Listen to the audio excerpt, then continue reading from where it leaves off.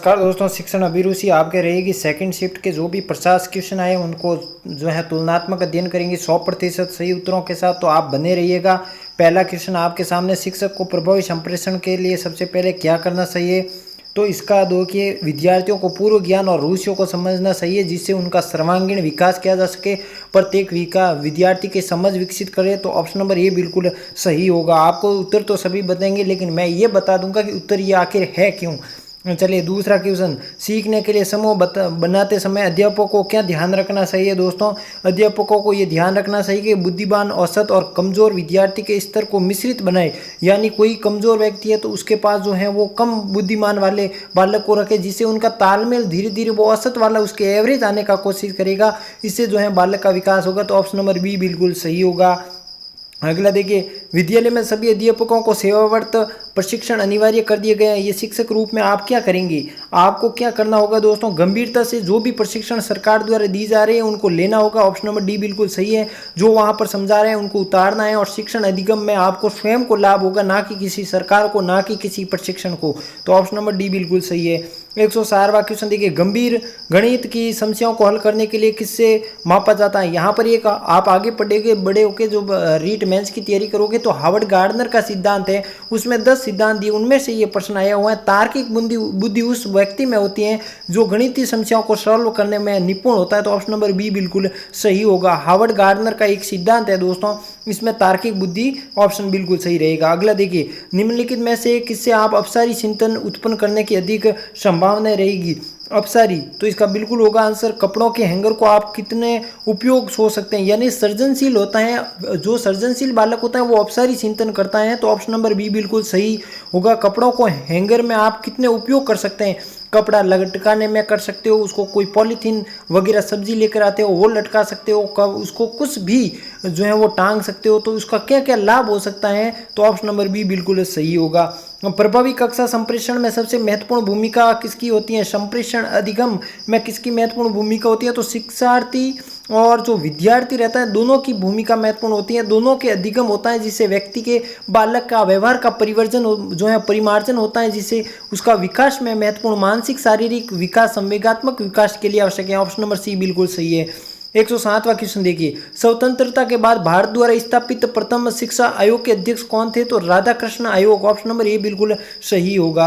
अगला देखिए 108वां, सीखने के पुरस्कार सकारात्मक अभिप्रेरक में किसी भी पुरस्कार देते समय आप ध्यान क्या रखोगे। आपको ध्यान शिक्षक होकर यह रखना है कि पुरस्कार निष्पक्ष हो, सही ढंग से योग्य छात्र को मिले। ये नहीं कि कम नंबर आए उसको पुरस्कार दिए जा रहे हैं, अधिक नंबर को कुछ नहीं दिया जा रहा है। इस प्रकार से व्यवहार एक शिक्षक का नहीं होना चाहिए दोस्तों। तो ऑप्शन नंबर बी बिल्कुल सही है।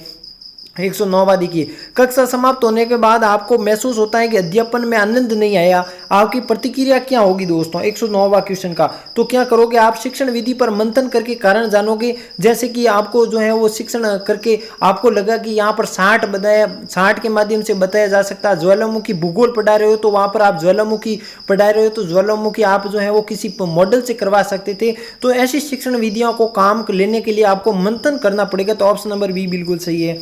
अगला देखिए, कक्षा कक्ष में एक अध्यापक की भूमिका कैसी होनी चाहिए। सक्रिय अधिगमकर्ता, सुविधादाता, सूचना प्रदाता या परामर्शदाता। बिल्कुल सही होगा दोस्तों। कैसी होनी चाहिए, परामर्शदाता भी होनी चाहिए, सूचना प्रदाता भी होनी चाहिए। 90% इसका दोस्तों सही होगा दोस्तों। यहाँ पर सी ऑप्शन बिल्कुल सही होगा दोस्तों। परामर्शदाता भी होना चाहिए, सूचना प्रदाता भी होता है। ये बोर्ड पर निर्भर करेगा कि बोर्ड इसको क्या आंसर मानता है। ये भी सही है दोस्तों, ये भी सही है। और सक्रिय अधिगमकर्ता ये भी थोड़ी काफी हद तक ये भी सही है। यानी ये डाउट है, अब बोर्ड क्या मानेगा। देखिए, शिक्षण अभिरुचि में सभी का नजरिया अलग होता है।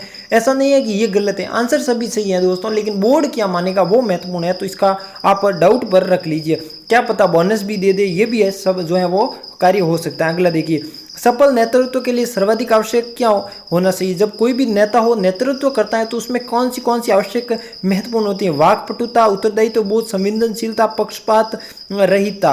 तो उसमें सर्वाधिक महत्वपूर्ण क्या होते हैं दोस्तों, सर्वाधिक आवश्यक गुण उत्तरदायित्व बोध होना चाहिए। यानी नेता बने हो तो आपके पीछे उत्तरदायित्व होता है, जनता का कल्याण करना, ये आपका जनता के नैतिक उत्थानों की रक्षा करना है। तो ये आपका कर्तव्य होगा एक नेतृत्व के रूप में। सर्वप्रथम ये तीनों सही है, लेकिन सर्वप्रथम आपका कर्तव्य उत्तरदायित्व बोध होना चाहिए।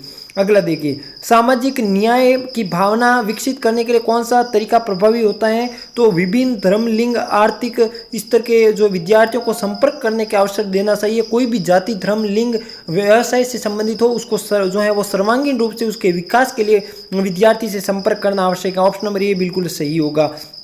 अगला देखिए 113वां, विद्यालय अनुशासन का मुख्य लक्ष्य क्या होता है दोस्तों? क्या होता है मुख्य लक्ष्य? तो हितकारी वातावरण उपलब्ध करवाना, यानी जो बालक पढ़ना चाहते हैं उसके लिए पढ़ाई का वातावरण अनुकूल करवाने के लिए क्या करना चाहिए? विद्यालय को अनुशासन के लिए हितकारी वातावरण उपलब्ध करना चाहिए। तो ऑप्शन नंबर यहाँ पर डी भी सही है, बिल्कुल सही है। अगला देखिए, कक्षा में प्रौद्योगिकी के उपयोग का प्राथमिक लक्ष्य क्या होना चाहिए? 114वां क्वेश्चन देखिए, तो छात्र सहभागिता को प्रोत्साहित करना चाहिए, यही प्रौद्योगिकी का उपयोग होना चाहिए। छात्र परस्पर अपना जो है संवाद व्यक्त करने चाहिए दोस्तों, उसमें जो है संवाद शैली प्रयुक्त रूप से उपयुक्त होनी चाहिए। तो ऑप्शन नंबर सी बिल्कुल सही होगा। सतत मूल्यांकन के बारे में क्या सही नहीं है? सतत यानी सीसी वर्ष भर मूल्यांकन बालक का, उसके बारे में पूछा है आपको, सही नहीं है दोस्तों।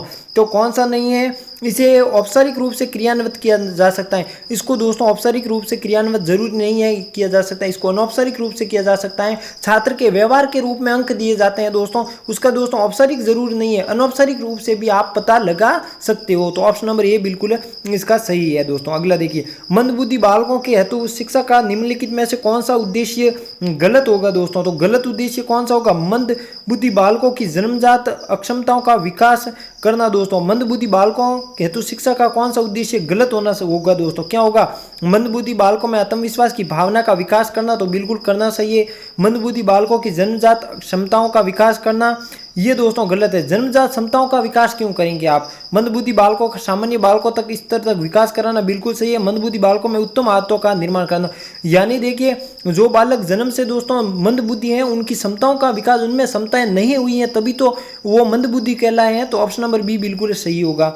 अगला देखिए, विद्यार्थियों के समग्र विकास के लिए अत्यंत आवश्यक क्या है दोस्तों? अत्यंत आवश्यक क्या है? एक मार्गदर्शन होना चाहिए। सही मार्गदर्शन होगा तो वो अपनी मंजिल पर पहुंचेगा परफेक्ट। जो उसका लक्ष्य, उद्देश्य, ध्येय होता है उसके लिए मार्गदर्शक एकदम आवश्यक होगा। तो ऑप्शन नंबर डी बिल्कुल सही है। और शिक्षक को मार्गदर्शक या बालक का मित्र भी कहा जाता है।